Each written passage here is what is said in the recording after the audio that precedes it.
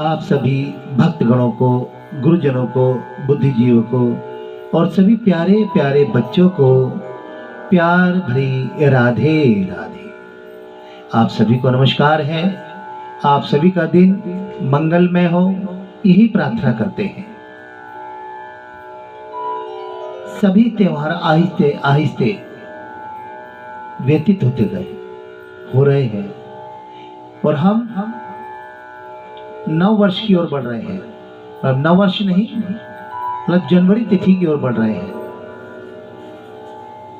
कुछ दिनों के बाद ये सन बदल जाएगा और हमारी कार्तिक की कथाएं हमें 11 महीने तक याद रहेंगी और फिर हम इंतजार करेंगे कि कब कार्तिक आएगा और ये सोते सोते फिर कार्तिक आ जाएगा, पता भी नहीं चलेगा।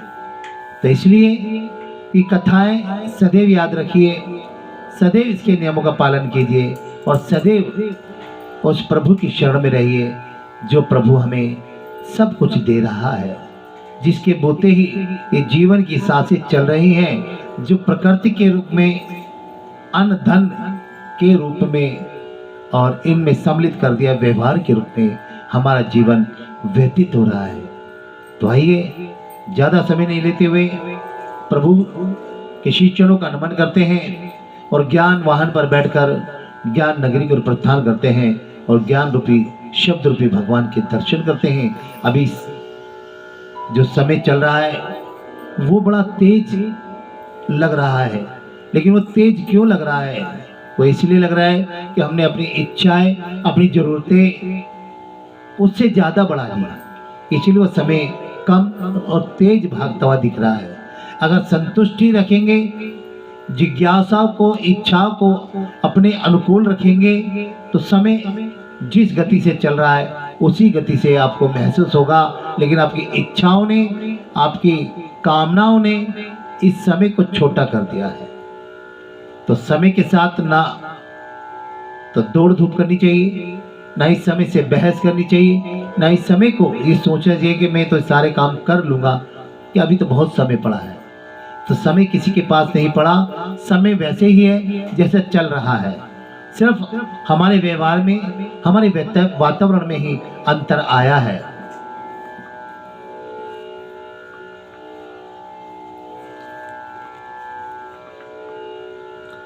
एक बार बोलिए मिलके राधे राधे। जिसकी दया से सरस्वती भाव रही उपजाए, जिसकी दया से सरस्वती भाव रही उपजाए, कार्तिक महत्तम का कपिल लिखे अगला अध्याय। बोलो राधे राधे। तो हम संपूर्ण व्रतों के पापों का नाश होता है, ऐसी चर्चा चल रही थी। लेकिन पता चला कि सभी व्रतों के महत्व में कार्तिक मास का बड़ा महत्व है और ये संपूर्ण पापों का नाश करने वाला, पुत्र का धन धान्य को बढ़ाने वाला ये व्रत माना जाता है। और इसलिए कार्तिक में सभी मेरी माताएं, बहनें, संगी साथी, इसमें पुरुषों की संख्या कम होती है, लेकिन जो पुरुष करते हैं वो बड़े भाग्यशाली होते हैं। वो अपने परिवार, अपने समाज, अपने क्षेत्र के लिए बड़े ही अनुकूल कार्य करते हैं। कहते हैं कि जहाँ जहाँ कार्तिक व्रत के उपासक वैष्णव भक्त रहते हैं वहां का वातावरण वैष्णव बना देते हैं। तो कार्तिक मास की ऐसी महिमा है। नारद जी ने कहा, हे राजन, अब मैं कार्तिक मास के इस व्रत की उद्यापन विधि बताता हूं। विधि हमने पहले भी आपको बताई है, लेकिन बीच पे विधियां आती हैं अध्यायों में, तो इसलिए कि इसके नियम अनेक हैं, कुछ याद रहते हैं, कुछ भूल जाते हैं। तो हमें बार बार ये याद कराने के लिए कथाओं में ध्यान देना पड़ता है। ध्यान पूर्वक सुनिए। बोलिए राधे राधे। बोलो बाके बिहारी लाल की जय, सद्गुरुदेव भगवान की जय, सभी संतों की जय, सभी महंतों की जय। जय जय श्री राधे। व्रती को चाहिए कि कार्तिक मास में शुक्ल पक्ष की चतुर्दशी को व्रत संपूर्ण फल की प्राप्ति के लिए अथवा विष्णु की प्रसन्नता के उद्यापन करे। तुलसी के ऊपर चंदोबा बनावे, बंधनवार वे फूलों से सुसज्जित करे और चंवर से सुशोभित मंडप बनावे। चारों दरवाजों पर मिट्टी के द्वारपाल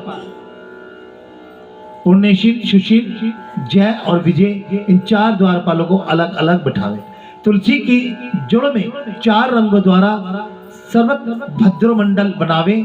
उसके ऊपर पंच रत्न नारियल रखे और शुद्ध वस्त्र कलश को ढके। फिर भगवान विष्णु का पूजन करें। और द्वादशी को भगवान विष्णु जागे थे। द्वादशी को विष्णु जागे थे और त्रयोदशी को देवताओं ने उनके पूजन किया, दर्शन किया। और चतुर्दशी को देवताओं ने उनका संपूर्ण रूप से पूजन अर्चन किया। इसलिए भगवान विष्णु की उद्यापन पूजा की जाती है। उस दिन संयम तथा शांत चित्त से व्रत करना चाहिए।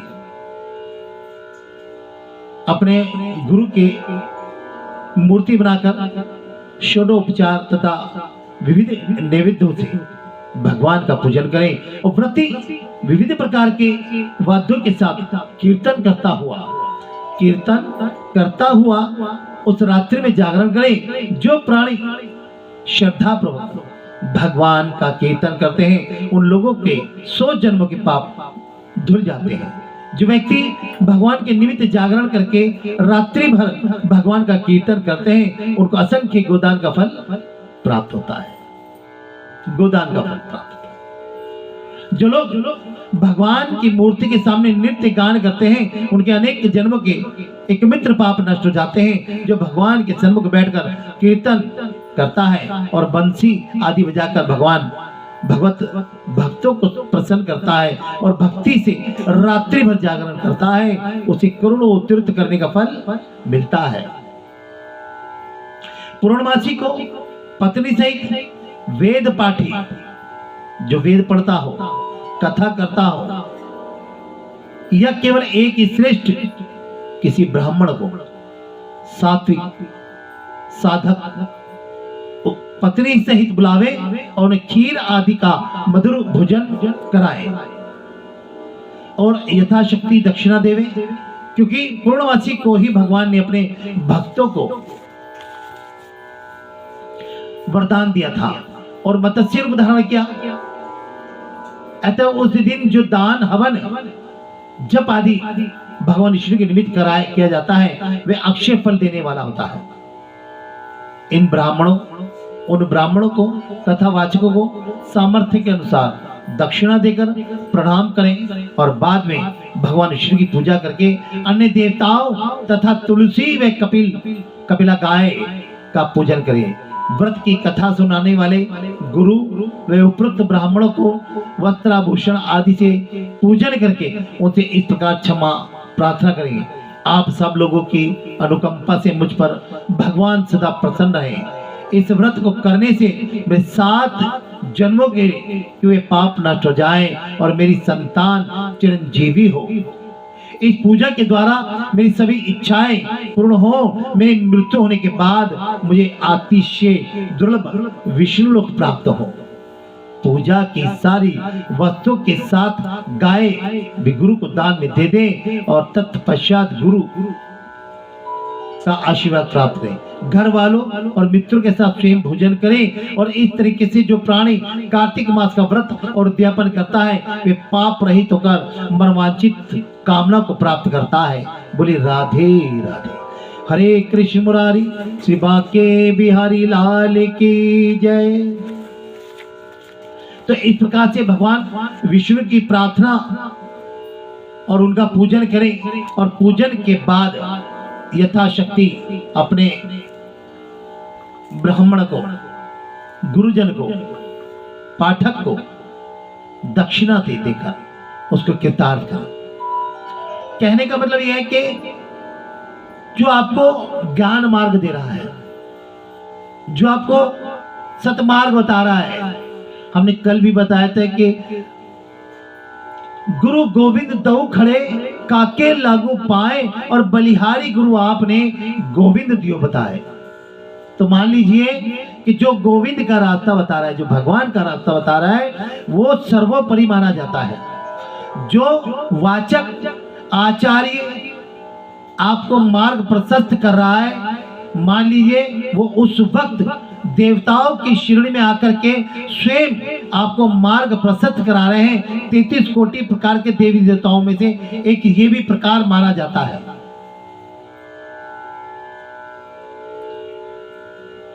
हम लोग अनेकों प्रकार के व्रत करते हैं और सभी में सिर्फ एक ही भाव होता है कि भगवान मेरे दुखों को दूर करें और मेरी इच्छाओं को पूर्ण करें। सभी व्रतों में होता है। अगर हम कोई भी व्रत करें, किसी भी व्रत से हमें कोई दो राय नहीं है, कोई भी अगर आप व्रत करें तो उसमें प्रार्थना सिर्फ ये होनी चाहिए कि हे प्रभु मुझे इतनी शक्ति दे कि मैं आपके श्री चरणों का ध्यान सदैव करता रहूं। जब इंसान इस संसार में आया है तो उसके भाग्य का लेखा जोखा उसके कर्मों के आधार पर छोड़ दिया है। जिस प्रकार से आप अन्न अपनी सोच सूझबूझ से खाते हैं, ठंडी गर्म वायु का इस्तेमाल अपनी इच्छा के अनुसार करते हैं, इसी प्रकार प्रभु ने भी आपके कर्मों को उसकी इच्छा और आपके व्यवहार को आपके कर्मों से जोड़ दिया है। और कर्म वो होते हैं जो धर्म युक्त होते हैं, ना कि कर्म ये होते हैं कि स्वार्थ युक्त हो।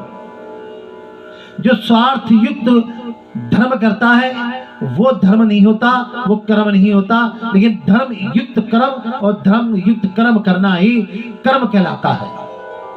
अब अंतर पूछते हैं कुछ लोग कि इसमें अंतर ही क्या है, तो अंतर स्पष्ट है। अगर आपको ये पूरा शरीर मिला है, अगर उसमें हाथ का अपना कर्म ना करें तो आप और आपकी आत्मा असहाय सी लगती है। लेकिन ये पूरे शरीर के लिए धर्म युक्त काम कर रहा है, यानी कि आपको अन्न खिला रहा है, आपके लिए सुविधा कर रहा है, तो ये हाथ अपने कर्मों के हिसाब से धर्म युक्त कर्म कर रहा है। लेकिन हम कर्म कर रहे हैं स्वार्थ में। कोई भिखारी आया, हमने स्वार्थ में उसको धन दिया है कि चलिए कुछ दुआ देगा। अगर वो नहीं आया, उसने दुआ नहीं दी, तो आपका काम तो तब भी होना है। लेकिन दान उसी को दो जिसको जरूरत है, अन्यथा दान आपका लगता नहीं। आप चाहे कितने बड़े भी दानी हो जाओ, दान वही लगता है जहां जरूरत हो। आप लंगर करते हैं, बहुत अच्छी बात है। आप इतना करें कि प्रभु आपको इतना दे कि पूरा दिन, पूरा साल, पूरा महीना आप लंगर करें। लेकिन जिस लंगर में पेट भरा हुआ व्यक्ति खा रहा है, वो लंगर लंगर नहीं है। जहां भूखे को मिल रहा है, असहाय को मिल रहा है, लाचार को मिल रहा है, संतों को मिल रहा है, संतों की श्रेणी को मिल रहा है, संतों के रूप में ही देवी देवताओं को मिल जाता है। कुछ लोग कहते हैं कि हिंदू धर्म में तो बहुत ज्यादा वेस्टेज मनी होती है। कुछ लोग बहस भी करते हैं। किसी ने प्रश्न किया, इतना दूध उस पत्थर की शिवलिंग पर डालते हैं। अरे उन व्यक्ति से पूछिए, जब आपकी इच्छा होती है तो वह कार्य आप करते हैं ना, चाहे उसमें कितना भी नुकसान हो। आपकी इच्छा है, आपको संतुष्टि मिल रही है। अगर उस व्यक्ति को दूध चढ़ाने में संतुष्टि मिल रही है, वो लाखों टन दूध बर्बाद कर देगा। वो उसका नसीब है कि वो भूखा है, उसको नहीं मिल रहा, ये उसके कर्म है। आप कौन होते हैं कि इतना दूध को वेस्ट कराने की टिप्पणियां करते हैं? आपका क्या अधिकार है? मेरा पैसा, मेरा अधिकार प्रभु ने मुझे दिया है, मैं किसी को भी करूं, मुझे मिला है। वो जो सामने बैठा हुआ तरस रहा है, वो उसके कर्म है। आप कौन होते हैं? आप उसको शिक्षा के देने वाले। अगर आपको इतना बुरा लग रहा है तो आप ही जाकर के उसको दूध पिला दीजिए। आप क्यों शिक्षा दे रहे हैं किसी को? ये शिक्षा मत दीजिए। आप देखिए कि आप भी कुछ नहीं कर रहे, सिर्फ आप टिप्पणियां कस रहे हैं, उसके अलावा कुछ नहीं कर रहे। आप तर्क को वितर्क में बदल रहे हैं। प्रभु की सेवा करनी है तो किसी पर टीका टिप्पणी ना कसिए। स्वयं जाकर अगर कोई भूखा है तो दे दीजिए ना आप जाकर। मेरी संतुष्टि तो दूध बिखेरने में है। अरे उस दूध जो दूध गिर रहा है देखिए, मूर्ख प्राणियों, वो जिस जल में कीड़े मकोड़े रहते हैं वो दूध उनके लिए जा रहा है। जहां तक तुम्हारी निगाह नहीं पहुंचती, नजर नहीं पहुंचती, वो दूध वो लोग पीते हैं जिन्हें प्रभु ने वहां भी। क्या अगर गटर में जा रहा है तो गटर के जीव जंतु को अन्न जल धन नहीं चाहिए? प्रभु ने सभी व्यवस्था बनाई है। ये व्याख्यान करना छोड़ दीजिए। और ये लोग वही बोलते हैं जो कुछ नहीं कर सकते। ऐसे लोगों को ध्यान से हटा दो। उनकी जीवा में कांटे लगे हुए हैं जो उनके तालवे पर चुभ रहे हैं। और जब चुभन होती है तो कुछ ना कुछ आहट भी होती है, तो वही आहट होती है इनकी। तो साथियों, माताओं, बहनों, वो करो जिसमें आपको संतुष्टि है। सबसे बड़ा धन है संतुष्टि का, ज्ञान का। सबसे बड़ा धन होता है। अगर आपको सुकून मिल गया तो सब कुछ मिल गया। आपका जो जी चाहे वो कीजिए, लेकिन इतना ध्यान दीजिए कि सहायता भी करनी है। आप 2 किलो 10 किलो लीटर दूध बहाइए, कोई ऐतराज नहीं है। लेकिन अगर उसी में से किसी मूक प्राणी को भी दे देंगे तो कोई हर्ज भी नहीं होगा। मान लीजिए वो देख रहा है, उसे अपने कर्म याद आ रहे हैं कि शायद मैं ऐसा नहीं करता तो आज मैं ऐसा नहीं बैठता, मैं ऐसे नहीं मानता। उसको अपने कर्म याद आते हैं, पछताता है। लेकिन कहते हैं विधि के विधान को कोई नहीं मिटा सकता। तो इसलिए कर्म किए जा, फल की इच्छा मत कर ए इंसान, और जैसे कर्म करेगा वैसे फल देगा भगवान। ये गीता में लिखा है, हमने नहीं कहा। तो कर्म किए जाओ, कोई कुछ भी कहता रहे, उससे तुम्हें कोई फर्क नहीं पड़ने वाला। कार्तिक में ये बड़ी अच्छी बातें सुनने को मिलती है हमारे को, और जब सुनाते हैं तो हमें भी अच्छा लगता है, सीख मिलती है। आपको एक सीख दे देता हूँ। आप रोज यात्रा करते होंगे, अपनी ड्यूटी पे जाते होंगे, अपने कारखाने जाते हैं, अपने ऑफिस जाते होंगे, अपनी दुकान पे जाते होंगे। तो रास्ते में बहुत सारे आपको भिखारी भी मिलते होंगे, बहुत सारे। वो सुबह से शाम तक मांगते हैं। ये भीख नहीं है जो आप दे रहे हो, ना कोई एहसान है, ये आपका डर है बस। उसको पेट भरने का साधन दे दोगे तो नहीं लेगा, उसको खाना दोगे तो नहीं लेगा, वो धन लेगा। अब आप समझदार हैं कि उन व्यक्ति को दीजिए जिनको जरूरत है। मूक प्राणी, चींटियां, कबूतर, कुत्ते, बिल्ली, पक्षी, बंदर, ये इनको कोई खिलाने नहीं जाता, इनको दीजिए। आप लाल बत्ती पे खड़े हुए उन भिखारी को मत दीजिए, वह उनकी इच्छा के हिसाब से उनको मिल जाता है। आपके देने ना देने से जरूरी नहीं है कि उनको कुछ नहीं, उनका पेट ईश्वर भरता है। चलिए इसी वाणी के साथ अपनी इस वाणी को विराम कराते हैं, और कोई गलती हो गई तो क्षमा चाहते हैं। एक बार बोलिए राधे राधे। हरे कृष्ण मुरारी शिवा के बिहारी लाल की जय, सद्गुरुदेव भगवान की जय, बाबा सुयोगमणि महाराज की जय।